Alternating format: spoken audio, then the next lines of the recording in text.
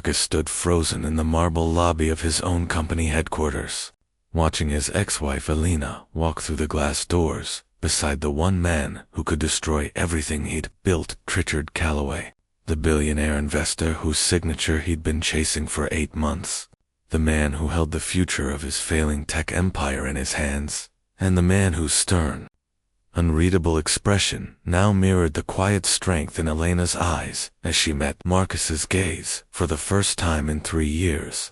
The divorce had been easy.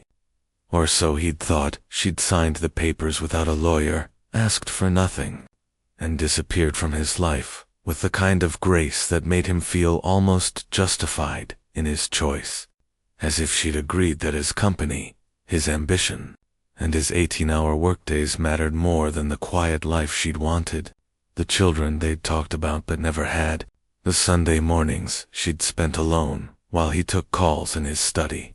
He'd told himself she understood, that she'd moved on, that the split was mutual and mature, but now, seeing her in a tailored charcoal suit that replaced the soft dresses she used to wear, her hair cut in a sharp, confident style, standing beside the most powerful man in the industry, Marcus felt something crack open inside his chest that he'd kept sealed for years.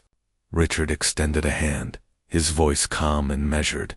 "Mr. Hale, I believe you've been waiting for our meeting. For our meeting, Lena has told me quite a bit about your company, and about you," and the weight of those last 3 words hung in the air like a verdict not yet delivered. Marcus shook his hand, trying to steady his voice, trying to ignore the way Alina stood just slightly behind Richard. Not subservient, but present, professional. Her eyes no longer holding the warmth or hurt he remembered, but something else entirely: indifference. Or perhaps the kind of peace that comes after a long, painful healing. His assistant Jenny approached nervously, leading them to the top-floor conference room where Marcus's entire board waited, their expressions tight with the anxiety that had plagued the company for months, since their last product launch failed and their investors began pulling out, leaving them desperate for someone like Calloway, someone whose name alone could restore confidence and capital. As they settled around the long glass table, Richard placed a leather portfolio in front of him, but didn't open it, instead folding his hands and studying Marcus with the kind of gaze that seemed to see past the expensive suit and rehearsed pitch. "Before we discuss business," Richard began, his voice courteous but firm, "I want you to understand that I don't invest in companies. I invest in people, in character, in the values that drive decisions when no one is watching." And Marcus felt his carefully prepared presentation dissolving into a because he understood now that this wasn't going to be about projections and market share. It was going to be about something far more personal. Alina spoke for the first time, her voice steady and professional. "Mr. Calloway asked me to consult on this potential investment because I have intimate knowledge of how this company was built and what was sacrificed to build it, and the word sacrificed landed like a stone in still water, sending ripples of memory through Marcus's mind. Her face at the dinner table, eating alone night after night, her voice on the phone asking if he'd make it to her mother's funeral, his absence at her sister's wedding because of a conference in Singapore that could have been attended virtually, the miscarriage she suffered while he was on a business trip that he'd cut short by only 1 day, telling her the deals he was closing would secure their future, never asking what future she actually wanted. The meeting proceeded with Richard asking questions that seemed simple on the surface, but cut deep. How did Marcus handle work-life balance for his employees? What was his turnover rate? Had there been complaints about company culture? Did he believe success required sacrifice from everyone around him, or just from himself? And with each question, Marcus felt the carefully constructed narrative of his life beginning to unravel. Because the truth was, his company had a reputation for burning people out, for demanding everything and giving back only money, for measuring worth in productivity rather than humanity. Alina pulled up data on a tablet, presenting statistics Marcus's own team had compiled but never shown him in this light. employee satisfaction scores in the bottom 10th percentile of the industry, a 73% turnover rate in the past 2 years, exit interviews citing unsustainable expectations and leadership disconnect, and 3 lawsuits settled quietly for workplace stress-related health issues. These numbers tell a story, Richard said, leaning back in his chair. They tell me that this company was built by taking from people their time, their health, their families, and giving them just enough money to keep them compliant until they break. And Marcus wanted to argue, wanted to defend himself, but he saw his board members looking away, saw Jenny's eyes drop to her hands, and he knew, painfully, that it was true. Richard continued, Alina came to work for me 2 years ago as a consultant, and in that time she's helped me understand something crucial. That the most sustainable companies aren't built by people who sacrifice everything for success. They're built by people who understand that success means nothing if you're alone at the top, surrounded by resentment and broken relationships. And Marcus looked at Alina then, really looked at her, and saw not the quiet, accommodating woman he'd married, but someone transformed. Someone who'd taken the pain of their divorce and forged it into wisdom, into strength, into a career that clearly meant something. The room fell silent, and Richard opened his portfolio at last, sliding a single document across the table. I'm prepared to invest, he said, and Marcus felt his heart leap until Richard continued. But with conditions that are non-negotiable, we'll implement a complete cultural restructure. You will hire Alina as Chief People Officer, with full authority to rebuild your team and policies. You will commit to mandatory work-life balance initiatives, and you will personally undergo leadership coaching for the next year, or I walk away and you'll be bankrupt within 6 months. The words hit Marcus like a physical blow, not because they were cruel, but because they were true, because his company was hemorrhaging money and reputation, because he'd burned every other bridge trying to get to this moment, and because the solution being offered required him to face the one person he'd hurt most and admit that everything he'd believed about success was wrong. The board meeting ended with Richard giving them 48 hours to decide, and as Alina stood to leave, Marcus found his voice, rough and uncertain. Can we talk? Please. Just 5 minutes. And she paused, exchanged a glance with Richard, who nodded and stepped out, leaving them alone in the massive conference room that suddenly felt suffocatingly empty. You look good, Marcus said, then immediately felt foolish because it was inadequate, because what he meant was she looked powerful, complete, like someone who'd found herself after being lost, and he didn't know how to say that without admitting he'd been the one who'd lost her. Elena's expression softened slightly, though her professionalism remained. Marcus, if we do this, if you accept Richard's terms, you need to understand that I'm not here for closure or reconciliation. I'm here because I believe people can change, and because I don't want to see 300 employees lose their jobs because of one man's inability to see past his own ambition. Her words were kind but firm, lacking any trace of the bitterness he probably deserved, and that somehow made it worse. I'm sorry, he said, and the words felt both enormous and insufficient. I'm sorry for all of it, for choosing this company over you, for missing your mother's funeral, for not being there when you needed me, for making you feel like you were less important than a business deal. And his voice cracked because he'd never said these things out loud, never let himself feel the full weight of what he'd done. Alina was quiet for a long moment, looking out the floor-to-ceiling windows at the city below, and when she spoke her voice carried a gentle sadness. I spent a year after our divorce trying to figure out what was wrong with me, why I wasn't enough to make you stay present, why I couldn't compete with your ambition. And Marcus started to protest, but she raised a hand. But then I realized it was never about me. We're chasing something that had nothing to do with love or partnership. You were trying to prove something to yourself, maybe to your father, who never thought you'd succeed, maybe to everyone who doubted you, and I was just collateral damage in that pursuit. She turned to face him, and her eyes were clear, free from pain. "I don't hate you, Marcus. I actually hope you find whatever it is you're looking for. But I also know now that I deserve more than being someone's second priority. And I've built a life where I'm surrounded by people who see me, who value my mind and my heart, who don't measure my worth by how little space I take up in their schedule."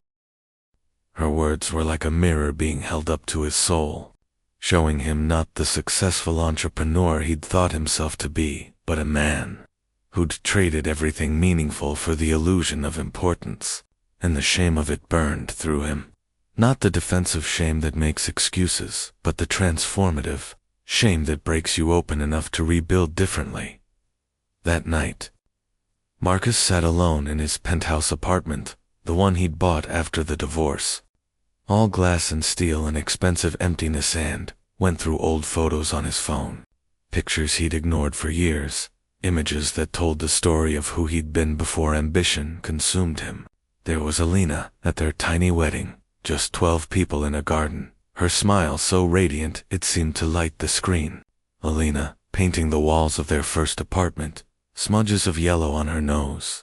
Elena asleep on the couch with his laptop beside her because she'd stayed up helping him prepare for his first investor pitch. Alina holding a pregnancy test with tears in her eyes, the positive one they'd celebrated before the miscarriage 3 weeks later. Elena's face across a dinner table, clearly trying to tell him something important while he typed on his phone, not even looking up. He'd become someone he didn't recognize, someone his younger self would have pitied. And the realization didn't come as a dramatic revelation, but as a quiet, devastating truth that settled into his bones. He called his father, something he hadn't done in months. And when the older man answered with surprise in his voice, Marcus said, "Dad, I think I've been trying to prove you wrong for so long that I forgot to build a life worth living." And there was silence on the other end before his father's voice came back, thick with emotion. "Son, I was wrong about a lot of things. I was too hard on you. I measured success the way my father taught me. But I don't want you to waste your life like I did. Your mother forgave me. But I lost 20 years with her because I thought providing was the same as loving. And I don't want that for you." They talked for 2 hours. Rayla talked, and Marcus felt something shifting inside him, a willingness to be broken down enough to be rebuilt better. The next morning he called an emergency board meeting and announced he was accepting Richard Calloway's terms in full. And though several board members protested the intrusive conditions, Marcus stood firm, telling them, "This company has been a success on paper and a failure in every way that actually matters. And if we don't change now, we don't deserve to survive." And the conviction in his voice, perhaps for the first time, came from something deeper than ego. Alina started the following week, and Marcus watched as she moved through the office with a quiet authority that commanded respect without demanding it. Speaking with employees at every level, listening to their stories, their frustrations, their ideas that had been ignored, and slowly, carefully, beginning to implement changes: flexible work hours, mental health days, a policy against emails after 7 p.m., mandatory vacation time, team building that actually built community rather than just productivity. She hired a leadership coach for Marcus, a woman named Dr. Sarah Chen, who didn't let him hide behind corporate speak or self-justification, who asked him in their first session, "What are you afraid will happen if you stop proving yourself?" And the question opened a wound he'd been running from his entire adult life. Over the months that followed, Marcus began to see his company, his employees, and himself through a different lens. He started eating lunch in the common areas instead of his office, learning the names of people he'd passed in the halls for years without noticing, hearing about their children, their struggles, their dreams beyond the work they did for him. He met James, a developer who'd been with the company since the beginning, who'd missed his daughter's dance recitals and his son's baseball games, and was on the verge of divorce himself. And Marcus sat with him and said, "Go home, be with your family. The code can wait, but your kids won't be kids forever." And he meant it. felt it in his chest like a truth he was finally ready to live. He met Sarah, a project manager who'd had a breakdown the previous year from stress, but was told to take a week off and come back stronger. And he apologized to her directly, told her the company had failed her, and asked what she needed to feel supported. And the surprise in her eyes that he would ask, that he would care, haunted him with how low his leadership had fallen. Alina watched these changes from a distance, professional and encouraging, but never personal. And Marcus respected that boundary, even as he wished desperately for a chance to show her he was becoming someone different. Someone who might have been worthy of the love she'd offered so freely years ago. 6 months into the transformation, the company launched a new product, not the flashy, market-disrupting innovation Marcus would have once insisted on, but a thoughtfully designed tool that solved a real problem, built by a team that had been given time to rest, think, and create without the crushing pressure of impossible deadlines. It was received well, not spectacularly, but steadily, and more importantly, Marcus noticed that the office felt different. Sounded different. There was laughter in the halls. People stayed because they wanted to, not because they feared leaving. And the turnover rate dropped to 18%, still not perfect, but transforming.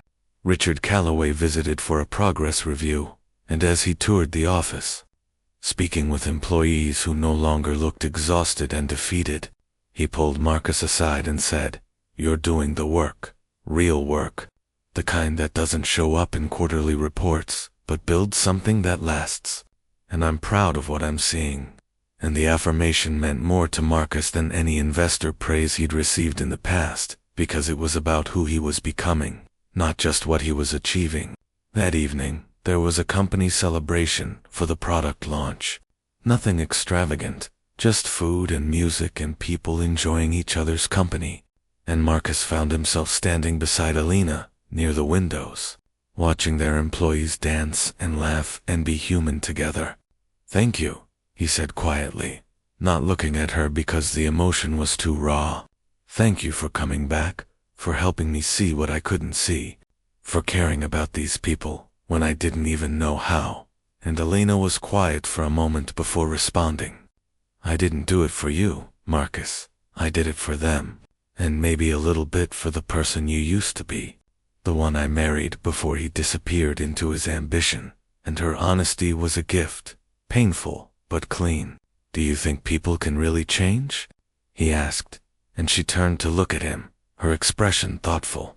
"I think people can grow if they're willing to face who they've been and do the hard work of becoming someone else. But change without action is just regret, and regret without amends is just self-pity." And her words were wise in a way that showed how much she'd grown, how much she'd learned in the years since their divorce. "I'm trying," Marcus said, and she nodded. "I know you are. I can see it, and that matters. Maybe not for us.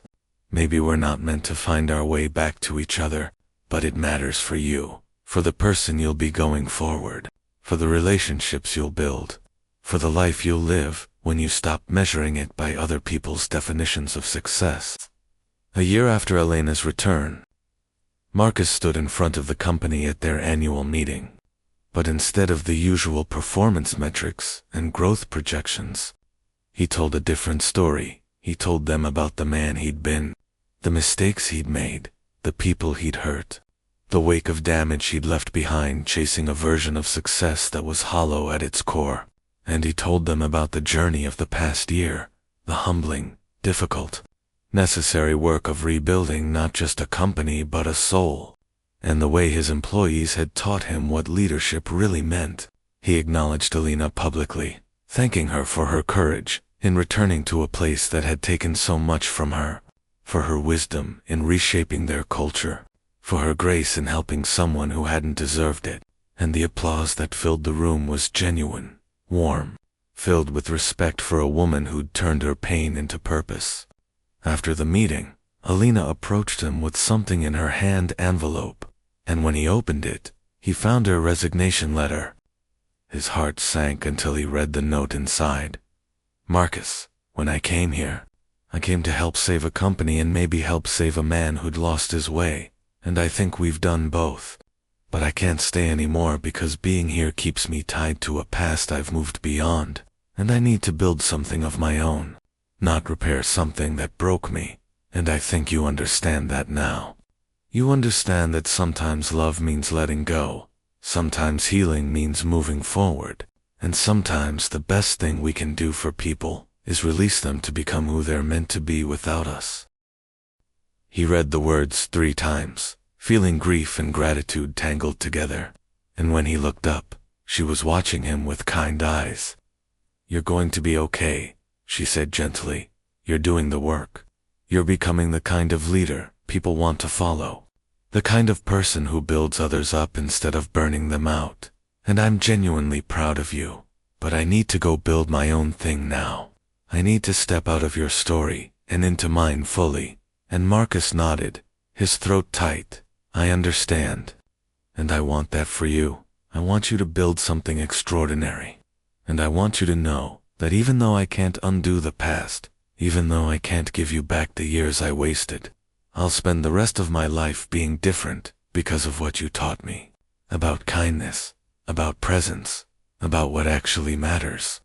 They stood there for a moment in the quiet office, 2 people who'd once promised forever and had instead given each other different gifts, the gift of hard lessons, of transformation, of releasing each other from the weight of who they'd been so they could both become who they were meant to be.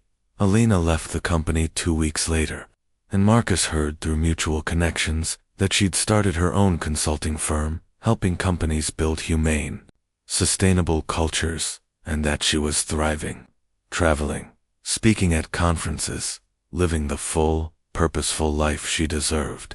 And he was happy for her, genuinely, without the selfish desire to be part of it, just the clean happiness of wanting good things for someone you once loved and hurt, and finally respected enough to release. Marcus continued leading the company, but differently now. He left the office at reasonable hours. He took Sundays off completely. He started volunteering at a youth center, teaching kids about entrepreneurship but also about balance, about building lives instead of just businesses. He dated occasionally but didn't rush into anything, knowing he still had work to do on himself, still had patterns to unlearn, still had healing to pursue. His father visited once, walking through the office with wonder, saying, "Son, this feels alive in a way most companies don't. It feels like people matter here." And Marcus smiled. "They do, Dad. I finally figured out that profit without people is just paper, and legacy without love is just loneliness." And his father gripped his shoulder with pride that Marcus had chased his whole life but now received his confirmation rather than completion.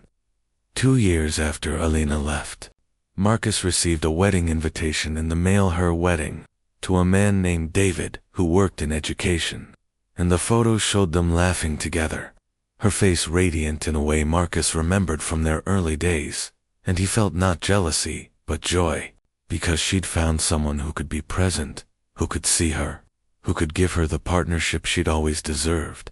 And he sent a generous gift and a note that simply said, "Thank you for teaching me what love looks like, even if I learned it too late for us.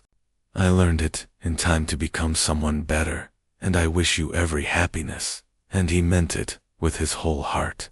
The day of her wedding, he took himself on a long walk through the city, reflecting on the journey from the man who'd signed divorce papers without a second thought to the man he was now, someone who still had flaws and struggles, but who'd learned that success wasn't measured in buildings or bank accounts, but in the lives you touched, the kindness you showed, the presence you offered, the way you made people feel seen and valued. And he realized that Elena's return with Richard Calloway, with conditions, with the power to ruin him, had actually saved him, not from bankruptcy, but from becoming someone permanently hollow, someone who reached the top of a mountain only to discover he'd climbed alone and the view meant nothing.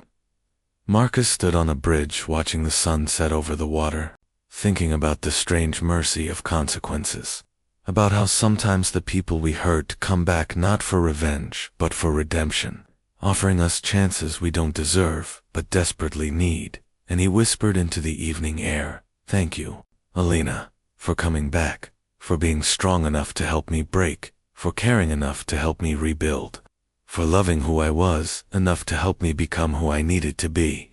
And the words were carried away on the wind, a prayer of gratitude for the hardest, most necessary gift he'd ever received, the gift of seeing himself clearly, the gift of transformation, the gift of learning that the easy way out is rarely the way forward, and the gift of understanding that true success is measured not by what you build but by who you become in the building. Moral: sometimes the people we lose return not to destroy us, but to save us from ourselves. And the greatest failure isn't falling short of success, but succeeding at things that don't matter while losing everything that does. True transformation begins when we stop measuring our worth by what we achieve and start measuring it by how we love, how we show up, how we make others feel valued. And sometimes the hardest, most important work we'll ever do is becoming the person we should have been all along. And that work is never wasted, even if it comes too late to save what we've lost. It comes in time to redeem who we are and build something better going forward.